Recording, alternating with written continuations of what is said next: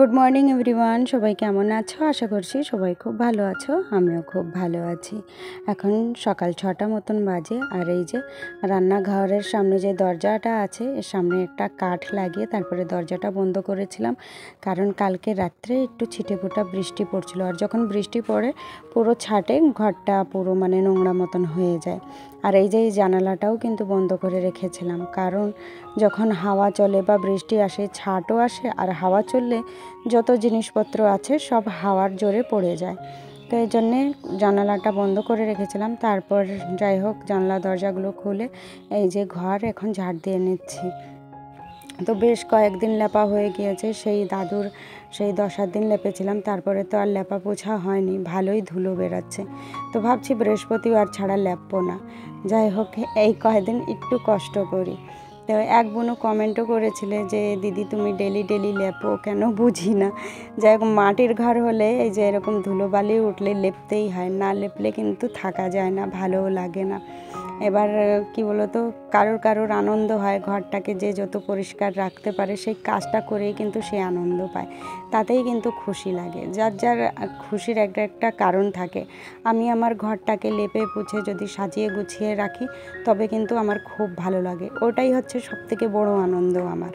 আর যদি নোংরা থাকে, লেপতে পুছতে না পারি, তাহলেও কিন্তু মনে খুব কষ্ট লাগে আর ভালো লাগে না। আশিপাশি কাজগুলো সেরে স্নান করব, তার আগেই ভাবলাম যে একটু রান্নার কিছু গুছিয়ে নিই। আসলে বাজারটাও তেমন নেই, শুধু আলু রয়েছে। তোমাদের দাদাভাই অনেক দিন ধরে আমাকে বলছিল যে একটু চাল কুমড়োর আগার রান্না করো।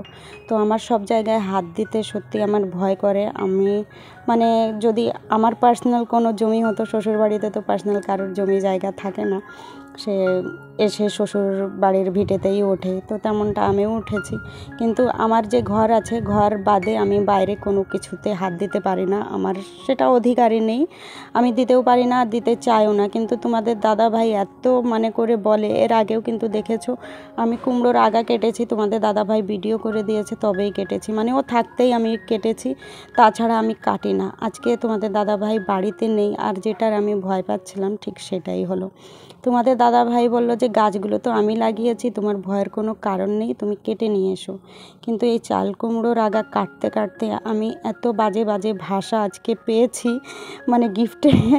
তো আমি আর এই চাল কুমড়ো সত্যি ওই যে নিয়ে যেতে যেতে আমাকে ফেলে দিতে হয়েছে ওই চাল কুমড়োর আগা।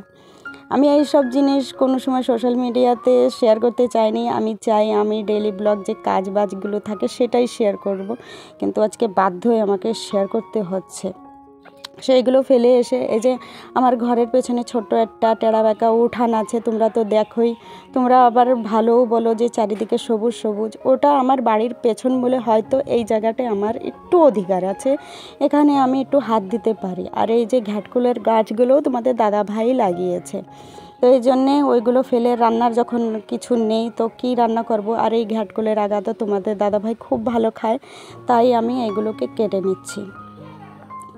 তো শ্বশুরবাড়িতে আমাদের মতন মানুষের থাকাটা খুব টাফ হয়ে যায়। কিন্তু কি বলো তো, যখন হাজব্যান্ড তোমার সাপোর্টে কথা বলে, তোমার হয়ে কথা বলে, ন্যায় অন্যায় বিচার করে, তখন কিন্তু কষ্ট হয় না। এই নরকের মধ্যেও কিন্তু সুস্থ মতন বাস করা যায়। তো সেটা আমি মনে মনে ভাবি।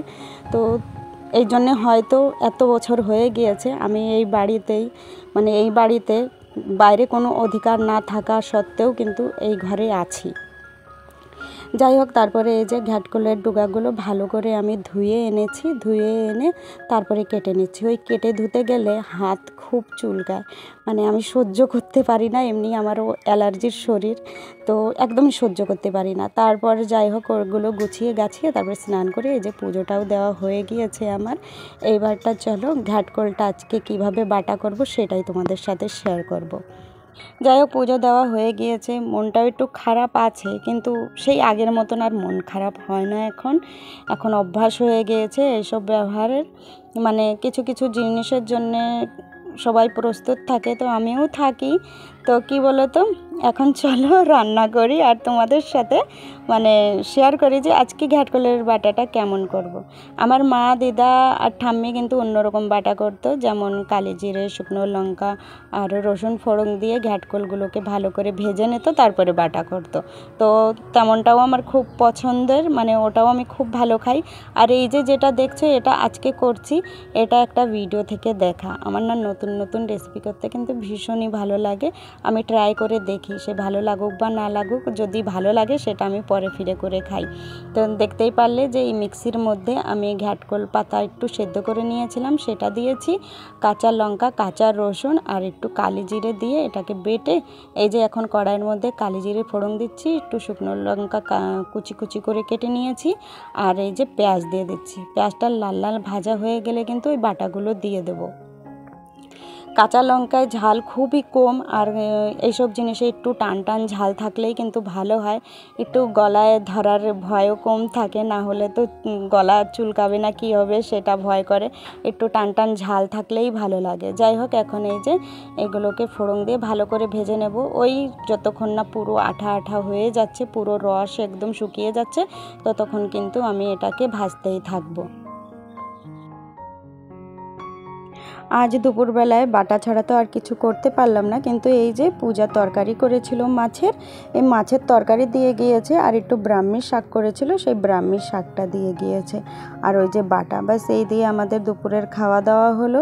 এখন এই যে এঁঠো থালা বাসনগুলো ধুয়ে নেব। আর এক বোনও কমেন্ট করেছিলে যে দিদি ভাই এই বোতলটা আমি দেখতে চাই, তোমার এই বোতলটা খুব ভালো লাগে, আর কোথা থেকে নিয়েছো সেটাও বলো। তো যখন দেখবে বড় বড় ঘর বাড়ি তৈরি, মানে ঘর বাড়ি যখন তৈরি হয় এরকম বড় বড় ড্রাম আনে, তো এটাই হচ্ছে সেই ড্রাম। আর কোথায় পাওয়া যাবে সেটা তোমাদের দাদাভাইয়ের কাছ থেকে শুনে কিন্তু বলবো যে এই টাইপের ড্রাম কোন দোকানে পাওয়া যায়। যাই হোক, এই যে ড্রামটা ফালতু পড়েছিল আর কলপাড়ে আমাদের খুব ভিড় হয়ে যেত, তাই আমি তোমাদের দাদাভাইকে বলেছিলাম যে এতে কল সিস্টেম করে দাও, আর মোটর দিয়ে একদিন জল ভরে নিলে কিন্তু আমার 2-3 দিন চলে যায়, শুধু থালা বাসনই ধুইয়েতে।